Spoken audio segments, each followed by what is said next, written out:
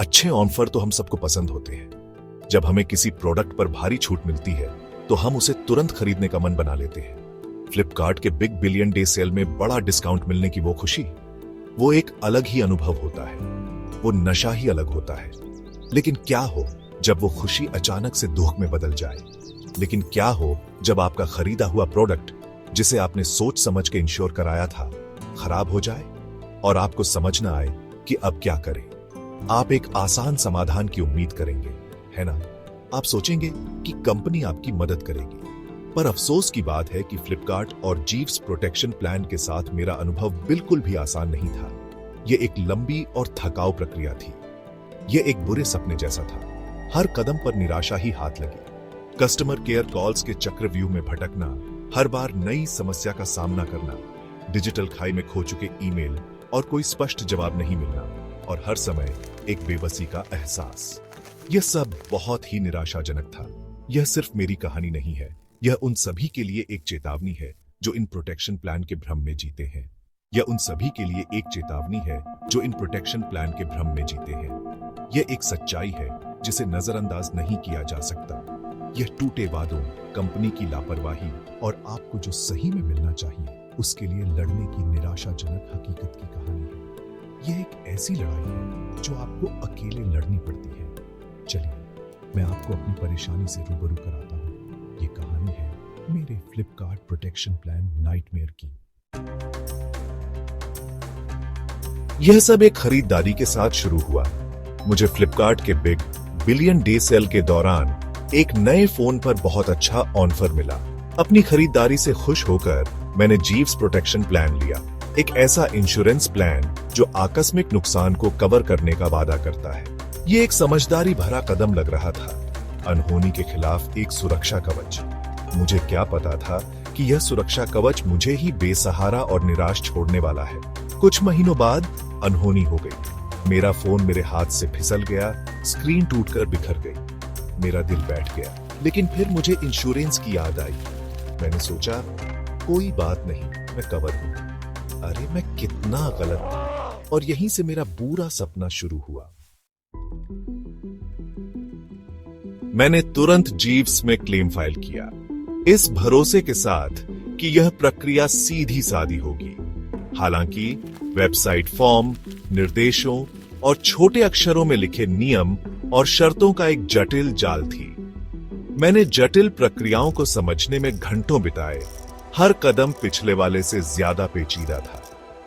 कई कोशिशों और उनके कस्टमर सर्विस को अनगिनत कॉल करने के बाद मैं आखिरकार अपना क्लेम सबमिट करने में कामयाब रहा।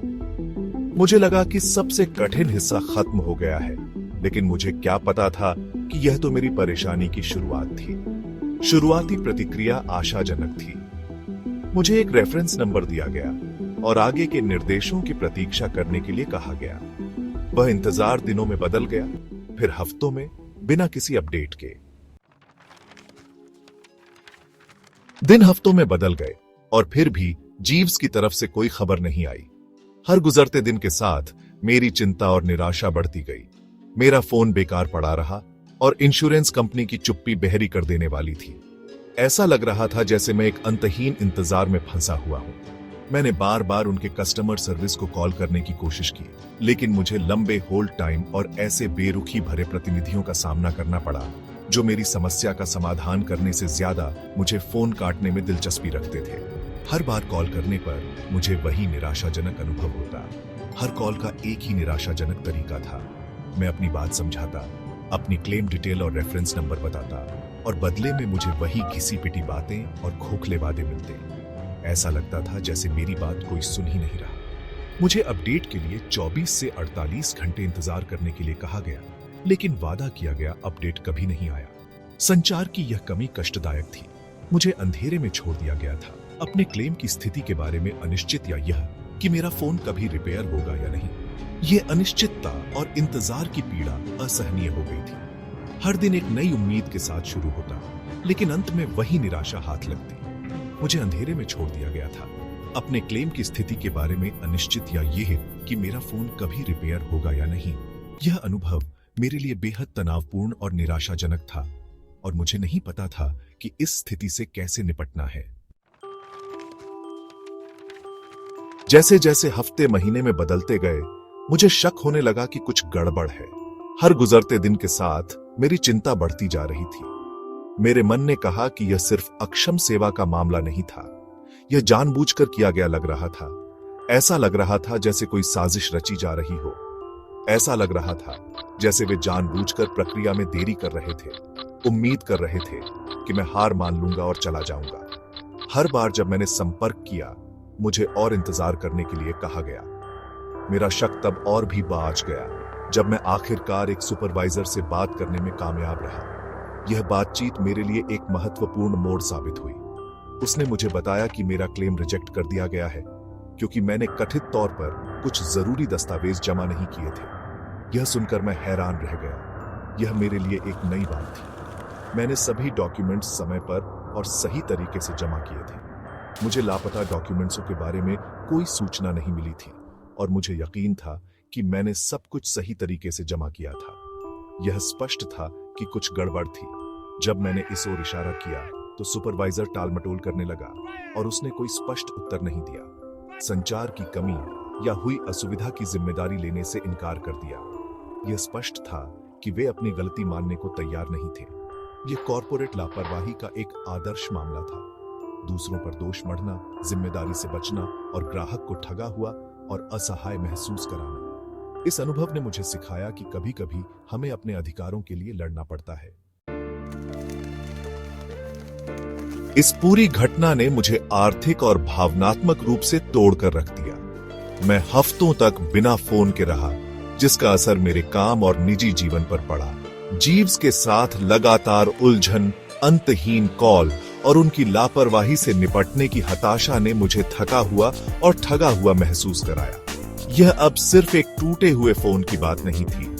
यह सुरक्षा के टूटे हुए वादे, विश्वास के साथ विश्वासघात और इस एहसास के बारे में था कि ये इंश्योरेंस प्लान अक्सर एक मार्केटिंग चाल से ज्यादा कुछ नहीं होते हैं। इस अनुभव ने मुझे इंश्योरेंस के असली मकसद पर ही सवाल उठाने पर मजबूर कर दिया।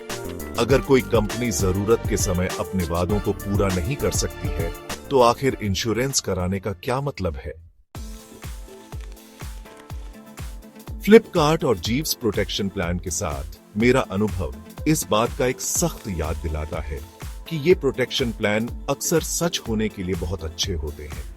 वे आपको मन की शांति के वादों से लुभाते हैं, लेकिन जब आपको वास्तव में उनकी सेवाओं की आवश्यकता होती है, तो आपका सामना चुप्पी की दीवार, नौकरशाही बाधाओं और सहानुभूति की कमी से होता है।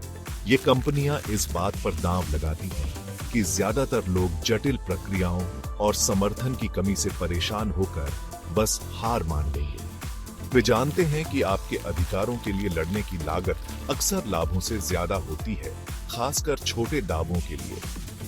इंश्योरेंस को इस तरह से काम नहीं करना चाहिए। ये आपकी सुरक्षा के लिए होना चाहिए, न कि आपके तनाव और हताशा को बढ़ाने के लिए। यह सिर्फ मेरे बारे में नहीं है। यह इन कंपनियों को उनकी भ्रामक प्रथाओं के लिए जवाबदेह बनाने और उपभोक्ताओं के लिए बेहतर सुरक्षा की मांग करने के बारे में है। हमें इन शोषणकारी प्रथाओं पर प्रकाश डालने और उन्हें अपने तरीके बदलने के लिए मजबूर करने की जरूरत है। मैं आपसे अपने अनुभव साझा करने, लोगों को जागरूक करने और इन प्रोटेक्शन प्लान की असलियत के बारे में बताने का आग्रह करता हूं। जितने ज्यादा लोग आवाज उठाएंगे, इन कंपनियों के लिए कस्टमर केयर और सपोर्ट की अपनी बनावटी छवि के पीछे छिपना उतना ही मुश्किल हो जाएगा। आइए इस घोटाले को बेनकाब करें और उपभोक्ताओं के लिए बेहतर सुरक्षा की मांग करें।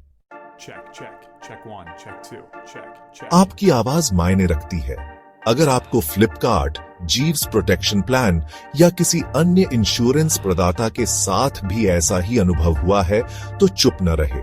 अपनी कहानी साझा करें, दूसरों से जुड़ें और आइए एक ऐसी व्यवस्था बनाने के लिए मिलकर काम करें जहां कंपनियों को उनके कार्यों के लिए जवाबदेह ठहराया जाए और उपभोक्ताओं के साथ सम्मान और निष्पक्षता का व्यवहार किया जाए जिसके वे हकदार हैं। यह सिर्फ हमारे पैसे वापस पाने के बारे में नहीं है, यह एक ऐसी व्यवस्था के लिए लड़ने के बारे में है जो निष्पक्ष, पारदर्शी हो और वास्तव में उपभोक्ताओं के अधिकारों की रक्षा करती हो। हम सब मिलकर एक बदलाव ला सकते हैं। आइए अपनी सामूहिक हताशा को बदलाव की ताकत में बदलें।